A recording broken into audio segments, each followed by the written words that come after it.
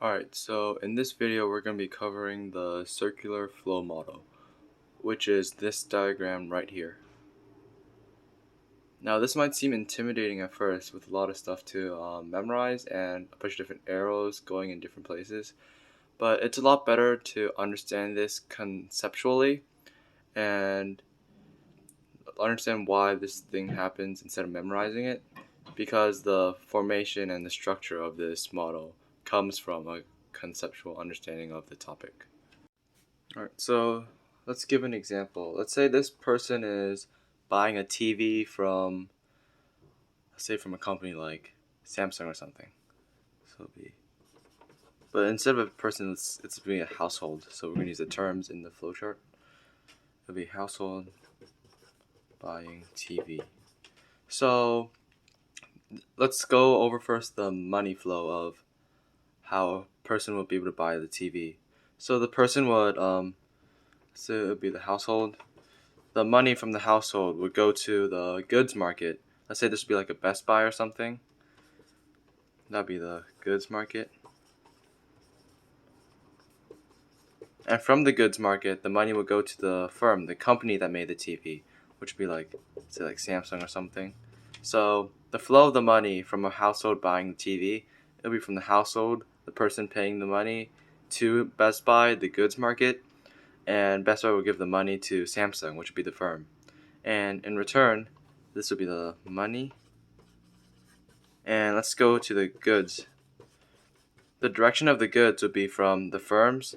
That would be from Samsung producing the TV and placing it in the goods market, Best Buy, for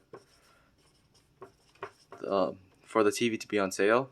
And it'll result in the household purchasing the goods. Alright, let's give another example about the factor market.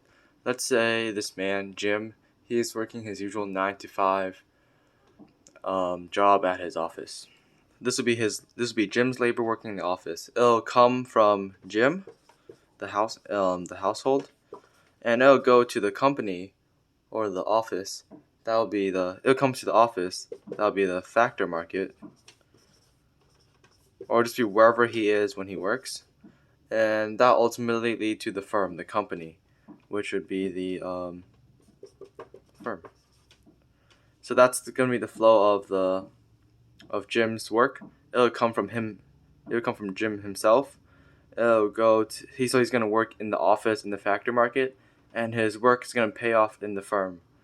And what this will result in is Jim is going to get something back for the work that he used, and this will be called his wages.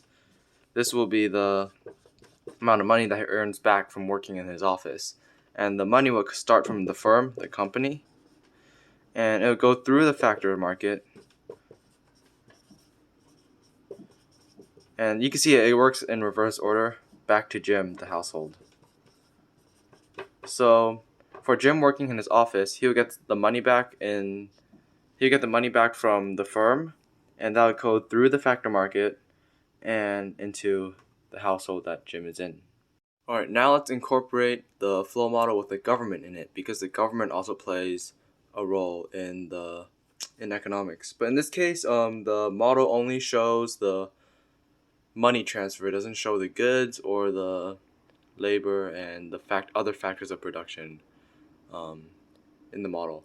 So let's say, for example, it's like tax day, and you're gonna have to pay taxes to the government. So that would be the flow of taxes. That would be the flow of the money from the household being given to the government.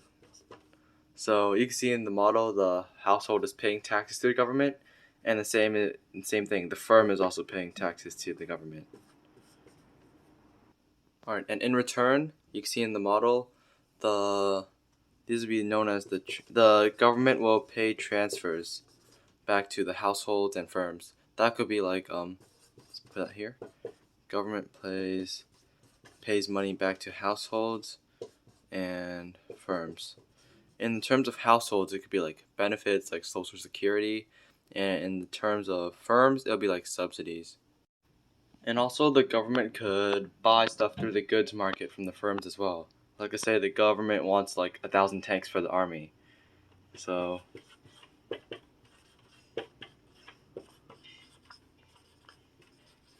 the government will pay money to the goods market. Say there's like a tank shop or something. And through the tank shop, the tank shop would give the money to the firm, the company that made the tanks.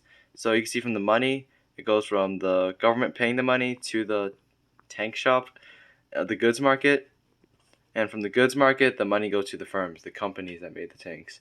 And in return, it's not shown in the model, but the firms give the tank through the goods market, which is where the government buys the tank, and from the goods market, the government gets the tank. This type of flow model could also happen internationally, as shown in this diagram right here. This is the circular flows in global economy. And this could also be taken conceptually as well, and that provided the insight to the format of the structure. So let's take a look at the goods market in relation to the U.S. economy and the rest of the world. Say they want to buy some airplanes.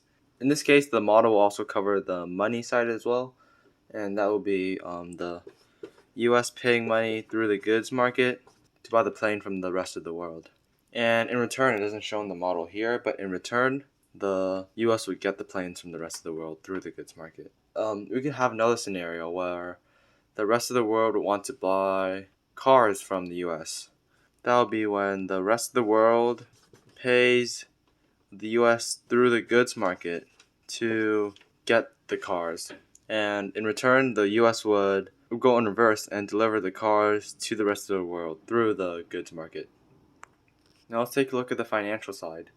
It's pretty self-explanatory. If the U.S. wants to borrow money from the rest of the world would give the money to U.S. through the financial market, and vice versa. If the rest of the world needs some money from the U.S., the U.S. economy would give the rest of the world money through the financial market.